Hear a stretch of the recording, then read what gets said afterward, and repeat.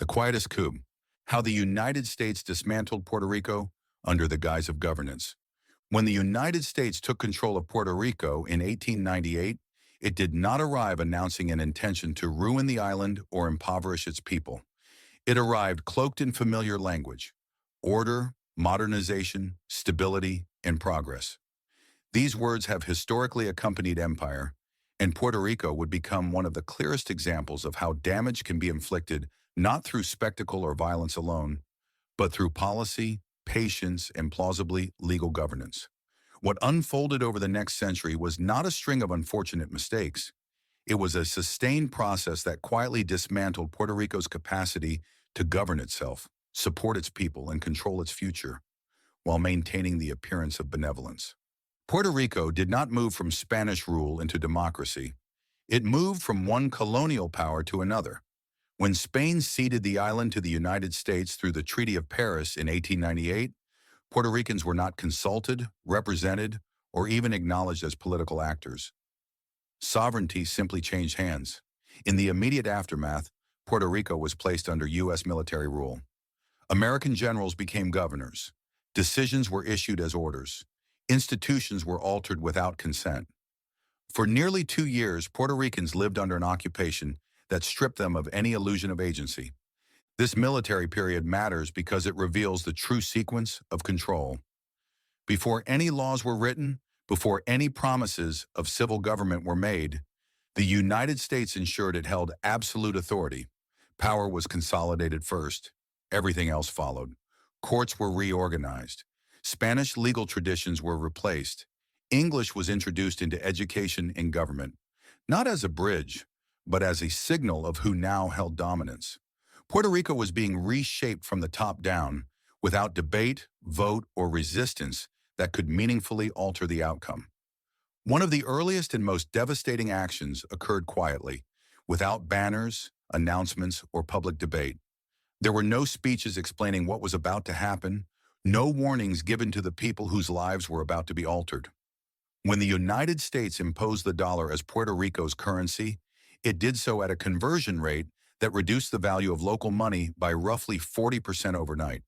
Where a fair conversion could have preserved purchasing power at or near parity within Puerto Rico's internal economy, the United States instead set the rate at approximately 60 cents for every Puerto Rican peso. The implications were immediate and mathematical. A family that had saved 100 pesos one day woke up to find those savings converted into $60 the next. A worker earning 20 pesos a month now effectively earned $12, even though rent, food, and daily necessities did not suddenly cost 40% less. Land valued at 1,000 pesos was now functionally priced at $600, making property instantly cheaper for outside buyers while local owners lost equity they had done nothing to forfeit. This was not a marginal adjustment. It was a structural reduction of wealth imposed across an entire population. This did not happen because the Puerto Rican peso was unstable or collapsing. It did not happen because international markets demanded it. The U.S. dollar may have been stronger in global exchange terms, but that strength did not require the destruction of local purchasing power. A conversion at parity or a managed transition that preserved wages and prices was entirely possible. Instead, a cheaper conversion was chosen. The result was that Puerto Ricans absorbed the cost of integration into the U.S. system in the most literal way possible. Their money was declared worth less. The effect was immediate and brutal. Savings that had taken years, sometimes generations, to build were reduced by nearly half with a single administrative decision. Wages were converted downward without adjustment. Prices did not fall to compensate. Families who had been modestly stable slipped into insecurity overnight. Those already living on the margins were pushed into desperation. People woke up poorer than they had been the day before, not because they had failed, but because the value of their labor had been recalculated against them. This was not inflation. It was not market fluctuation. It was not economic misfortune. It was a policy decision that erased a massive share of local capital at the very moment Puerto Rico might have used it to build an economy rooted in local ownership and independence. By stripping roughly 40% of purchasing power from Puerto Rican households at the outset of U.S. rule, the United States did more than weaken an economy. It ensured that future development would begin from a position of dependency, with local wealth diminished and outside capital advantaged from the start. The psychological impact of this cannot be overstated. People did not suddenly become less capable or less productive. Their money was simply declared worth less. When wealth disappears without warning, trust collapses with it. The message was clear. Security could vanish at the stroke of an external pen. This act alone set the tone for everything that followed, ensuring Puerto Rico entered the 20th century already economically crippled. When the Foraker Act was passed in 1900, ending formal military rule and establishing what was described as a civilian government, it was presented as a meaningful step forward. On paper, it appeared to signal a transition from occupation to governance. In practice, it did not transfer power to Puerto Ricans. It reorganized control in a more palatable form. Military authority was replaced with administrative authority, but the focus of decision-making remained firmly outside the island. Under the Foraker Act, the most powerful position in Puerto Rico, the governor, was not elected by the people, but appointed directly by the U.S. president. Key members of the governing council were likewise appointed. Congress retained complete authority over Puerto Rico's laws, trade policy, taxation, and finances. Puerto Ricans were permitted to elect a local legislature, but that body operated within boundaries it could not change. It could debate, administer, and implement policy, but it could not override the framework imposed from Washington. The practical effect was a system in which Puerto Ricans were made responsible for managing daily governance without possessing the power to set the island's course.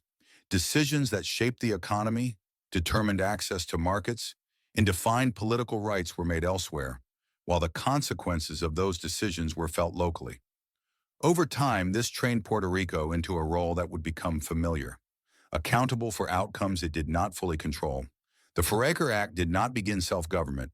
It institutionalized a structure in which Puerto Ricans were expected to administer their own constraints, creating the appearance of participation while ensuring that ultimate authority remained out of reach.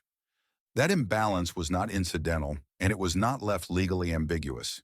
It was cemented by the Insular Cases beginning in 1901, a series of Supreme Court decisions that gave constitutional cover to what had already been imposed in practice. In these rulings, the court declared that Puerto Rico belonged to the United States but was not fully part of it. This distinction was not semantic. It was foundational. It meant that Puerto Rico could be governed by the United States without being afforded the full protections of the Constitution. Through this doctrine, the court established that constitutional rights did not automatically apply in U.S. territories. Instead, Congress could decide which rights to extend and which to withhold.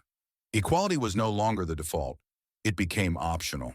Puerto Rico's political status was redefined not as a temporary condition on a path towards statehood or independence, but as a permanent exception within the American legal system. This mattered not only in theory but in daily life. It meant that Puerto Ricans could be subject to U.S. authority without equal representation, taxed and regulated without consent, and governed under laws they had no meaningful role in shaping. The Insular Cases transformed inequality into doctrine. They ensured that Puerto Rico's second-class status was not a failure of implementation, but an intentional feature of the system. From that point forward, the law itself justified the imbalance of power, making it durable, defensible, and extraordinarily difficult to dismantle. In 1917, the Jones-Shafroth Act granted U.S. citizenship to Puerto Ricans. On the surface, this appeared to be a long overdue act of inclusion, a recognition that Puerto Ricans were part of the American political family. In reality, the citizenship it conferred was incomplete by design. It expanded obligation without extending power, binding Puerto Rico more tightly to the United States while preserving its political subordination. Under this new status, Puerto Ricans could be drafted into the U.S. military, a change that carried immediate consequences as the United States entered World War I. Young men from the island could now be sent to fight and die in wars decided by a government in which they had no meaningful voice.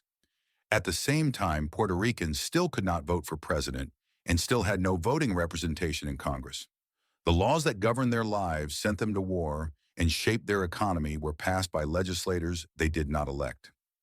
This form of citizenship did not resolve Puerto Rico's colonial condition. It formalized it. Puerto Ricans were made subject to the full reach of federal authority while remaining excluded from the mechanisms of democratic accountability. Citizenship became another administrative tool, not a pathway to equality. It reinforced the imbalance already in place, creating a population that owed allegiance, taxes, and military service to a nation that denied it political voice. Inclusion was promised, but control was delivered. Economic pressure continued to mount in 1920 with the passage of the Jones Act, a shipping law that would quietly but permanently reshape Puerto Rico's economy. By requiring that goods transported between Puerto Rico and the mainland United States travel exclusively on U.S.-owned, U.S.-built, and U.S.-crewed ships, the law eliminated cheaper foreign shipping options and insulated U.S. maritime interests from competition. For Puerto Rico, an island dependent on imports, this restriction was not abstract. It was inescapable. The cost of this policy was passed directly on to Puerto Rican consumers. Food, fuel, construction materials, medicine, and everyday household goods became more expensive, not because of scarcity, but because competition had been legally removed. Wages did not rise to offset these higher costs. Over time, this created a structural imbalance where living expenses steadily increased while incomes remained stagnant. Puerto Ricans paid more simply because of where they lived and the laws imposed upon them. This was not an unintended side effect. It was a predictable outcome of a system designed to protect U.S. industries at the expense of a captive market. Puerto Rico could not shop for better shipping rates. It could not negotiate trade terms freely. It could not opt out. The Jones Act locked the island into a permanent cost disadvantage, squeezing households and businesses year after year. Taken together, the effect was cumulative. Citizenship without representation ensured that Puerto Ricans had no vote over the laws governing them, while shipping restrictions ensured that the cost of living would remain artificially high. The space to build wealth narrowed. The margin for error disappeared. Options slowly closed. What emerged was a constant pressure cooker: higher costs, lower pay, fewer opportunities, and no democratic mechanism to change the rules that created those conditions. The Great Depression did not create Puerto Rico's economic fragility. It exposed it.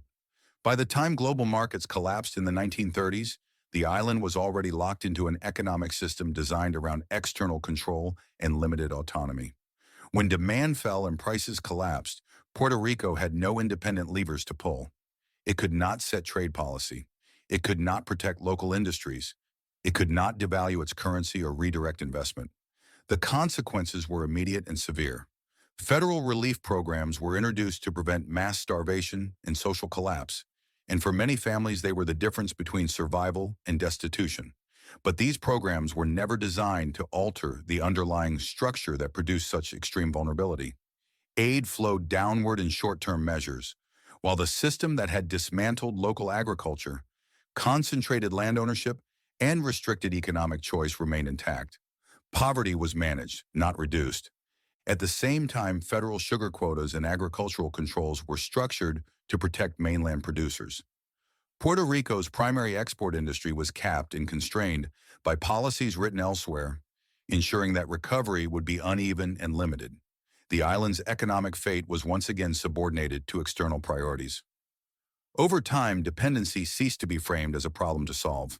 It became an accepted condition. Relief replaced reform, and survival took the place of self-determination. After World War II, the language surrounding Puerto Rico changed, even as the power dynamics did not. Control was no longer openly described as administration or oversight. It was recast as development. Operation Bootstrap promised modernization, employment, and integration into the global economy through rapid industrialization. U.S. corporations were invited in with generous tax exemptions, cheap labor, and minimal regulation. The island was marketed as an ideal site for manufacturing, not because it was empowered, but because it was compliant. Factories arrived and for a time jobs followed. But the structure of this development was deeply asymmetrical. Ownership remained external. Decision-making stayed off-island. Profits flowed outward. Agriculture, which had anchored rural communities and provided food security, was systematically dismantled. Farmers were displaced. Rural towns hollowed out. Migration became the release valve for economic pressure, exporting labor rather than solving structural imbalance. Environmental costs accumulated as industrial activity expanded with limited oversight.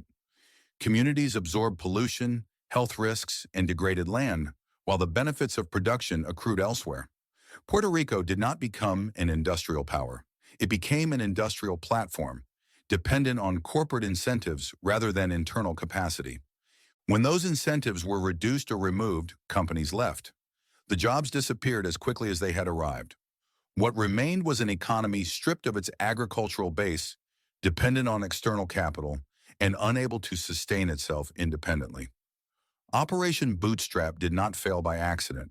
It succeeded in doing what it was designed to do: integrate Puerto Rico into the U.S. economic system on terms that prioritize corporate flexibility over long-term local stability. In 1948, Puerto Ricans elected their governor for the first time under U.S. rule. This moment is often presented as a milestone, evidence that Puerto Rico had finally crossed into self-government. But the context in which this election took place tells a far more troubling story.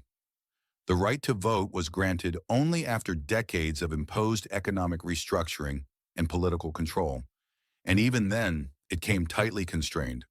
That same year, Puerto Rico enacted the gag law, which made it a criminal offense to advocate for independence, criticize U.S. authority, or even display the Puerto Rican flag. Political speech was policed. Symbols of national identity were outlawed. People were surveilled, arrested, and imprisoned for expressing views that challenged the territorial status quo. The contradiction could not have been clearer. Puerto Ricans were allowed to vote, but only so long as their votes did not question who ultimately held power. This was democracy on a leash. Participation was permitted, but sovereignty was forbidden. The most fundamental political question, whether Puerto Rico should govern itself, was removed from the ballot entirely. Elections created the appearance of consent while ensuring that the range of acceptable outcomes remained tightly controlled. The island could choose administrators, but not its destiny. What was offered as self-rule functioned instead as a mechanism to legitimize continued control, shifting responsibility for outcomes onto local leaders, while keeping ultimate authority safely out of reach. The social cost of this system deepened in the decades that followed, revealing how control extended far beyond economics and law and into the most intimate aspects of life. From the 1950s through the 1970s, U.S.-funded sterilization programs targeted Puerto Rican women at staggering rates, eventually affecting a significant portion of the female population. These procedures were often carried out without full, informed consent, frequently presented as routine medical care, or framed as a necessary condition for employment or access to services. Sterilization was promoted as economic policy. Poverty was not addressed through structural reform, job security, or local empowerment, but through the reduction of the population itself. Women's bodies became sites of policy intervention. Decisions about reproduction were shaped by external priorities rather than personal choice, informed consent, or respect for autonomy. The consequences were profound and irreversible. Families were permanently altered. Entire generations were shaped by decisions they did not freely make. Communities absorbed trauma that was rarely acknowledged and never fully repaired. This was not healthcare delivered in good faith. It was social control disguised as public policy, rooted in the belief that Puerto Rico's economic problems could be managed by limiting its people rather than changing the conditions imposed upon them. Taken together, these policies reveal the depth of the system at work. Political participation was allowed only when it posed no threat to U.S. authority, and social policy was wielded to manage populations rather than empower them. Control was not merely administrative. It was personal, invasive, and enduring. Later policies followed the same pattern, reinforcing dependency and then withdrawing support once that dependency was complete. Section 936 of the U.S. Tax Code tied Puerto Rico's economy even more tightly to corporate tax incentives, encouraging U.S. companies to establish operations on the island while paying little or no federal tax on their profits. For a time, jobs returned and manufacturing expanded. But once again, ownership remained external, and decision-making power stayed off the island. Puerto Rico's economy was not diversified or strengthened. It was made more reliant on policies written in Washington. When Congress decided to phase out Section 936, beginning in the mid-1990s and completing its repeal in 2006, the consequences were immediate and severe. Companies that had come for tax advantages left when those advantages disappeared. Tens of thousands of jobs vanished. Entire communities were hollowed out. The economy contracted sharply, exposing just how fragile a system built on incentives rather than local capacity truly was. Puerto Rico was left holding the aftermath of a model it had not designed and could not control. As revenue collapsed, Puerto Rico turned to borrowing to maintain basic services. But even here, it was denied the tools available to others. Unlike U.S. states, Puerto Rico was excluded from federal bankruptcy protections that would have allowed it to restructure its debt in an orderly way. This legal barrier trapped the island in an escalating debt crisis, where payments ballooned while options disappeared. The crisis was not simply financial, it was structural, and it was engineered through law. When collapse finally came, the response was not empowerment or reform, it was PROMESA. In 2016, Congress imposed a federally appointed financial oversight board with sweeping authority over Puerto Rico's budget, laws, and fiscal decisions. This board was not elected by Puerto Ricans and was not accountable to them. It could override local legislation, impose austerity measures, and prioritize debt repayment over public welfare. Schools were closed, pensions were cut, public services were reduced. Democracy was effectively suspended in the name of responsibility, while the conditions that created the crisis went largely unexamined. Austerity replaced accountability. Control tightened once more, just as it had in earlier eras, confirming that when Puerto Rico faced crisis, the answer was never to expand self-determination, but to restrict it. Today, Puerto Rico is often blamed for its condition. Corruption is cited, mismanagement is invoked. The island is spoken about as if its struggles are the result of local failure rather than the predictable outcome of a century of imposed constraint. What is rarely acknowledged is how thoroughly Puerto Rico's options were narrowed long before these crises unfolded, and how consistently decision-making power was withheld at every critical juncture. Puerto Rico was not given freedom and then failed. It was governed without consent, stripped of wealth through policy, bound to economic models it did not control, denied equal political rights, and then disciplined when those models collapsed.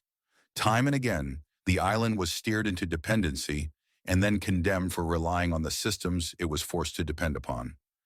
This pattern is what makes the narrative of blame so insidious. Responsibility has been shifted onto Puerto Ricans for outcomes shaped by decisions made elsewhere. Local leaders are scrutinized while federal policies fade into the background. The question is no longer how Puerto Rico was constrained, but why it did not succeed despite those constraints. But failure was not an accident. It was foreseeable. When an economy is engineered to rely on external capital, stripped of legal protections, and denied full democratic authority, collapse is not a surprise. It is the expected result. Puerto Rico's crisis is not evidence of incapacity. It is evidence of design. This was not a coup carried out overnight. It required no tanks in the streets, no generals storming palaces, no dramatic seizure of power. It worked precisely because it unfolded slowly, through statutes, court rulings, and administrative decisions that appeared technical, neutral, and lawful. Each policy narrowed Puerto Rico's options a little further. Each decision reduced the island's capacity to resist the next one. Over time, control became normalized, dependency became structural, and consequences were treated as self-inflicted. None of this is to deny that corruption exists within Puerto Rico. It does, as it does in every government. Local mismanagement, patronage, and political failure are real and should be confronted honestly. But corruption within is not the full story, and it is not the origin story. What is rarely discussed, and almost never taught, is the corruption embedded in the legal and economic frameworks imposed from outside. The laws that stripped wealth, constrained sovereignty, restricted trade, engineered dependency, and then punished the island for the outcomes those laws predictably produced. Internal corruption operated within boundaries that were set long before local leaders ever held office. This distinction matters because responsibility follows power. Puerto Rico did not design the system it was forced to operate within. It did not choose the currency conversion that erased wealth, the shipping laws that inflated costs, the tax structures that invited and then expelled industry, the legal exclusions that denied bankruptcy protections, or the oversight regime that overrode its elected government. Those decisions were made elsewhere, repeatedly, across generations, by institutions insulated from the consequences they imposed. When the damage became impossible to ignore, the narrative shifted. Structural causes faded into the background. Blame was redirected downward. Puerto Ricans were told they had mismanaged what they had never been allowed to fully control. Responsibility was assigned without authority. Accountability demanded without sovereignty. This is how the quietest forms of power operate. They shape outcomes, then deny ownership of them. Puerto Rico's story, then, is not one of incompetence or cultural failure. It is one of imposed vulnerability. It is the record of what happens when a people are governed without consent, integrated without protection, and held responsible without power. This is not an argument for absolution. It is an argument for clarity. Until the full timeline is acknowledged, until the laws, policies, and decisions that shape Puerto Rico's trajectory are named, the island will continue to be blamed for conditions it was steered into long before it was permitted to speak for itself. That is why this was the quietest coup. Not because it lacked force, but because its force was hidden behind governance, and that is why its consequences are still being lived today.